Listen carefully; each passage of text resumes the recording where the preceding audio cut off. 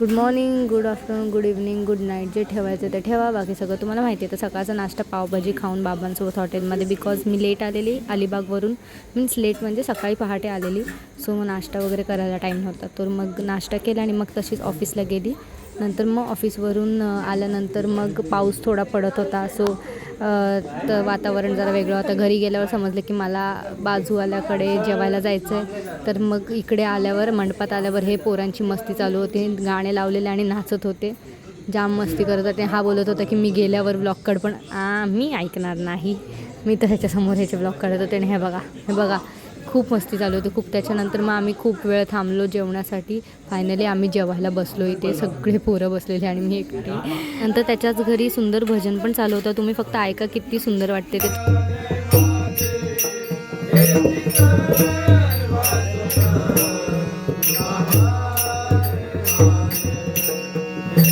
मला मारशील?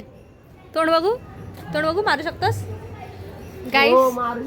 तर हे खाल्लेल्याची ताकद उगाचच कुठे पण आजमवत आहे माझ्यासमोर.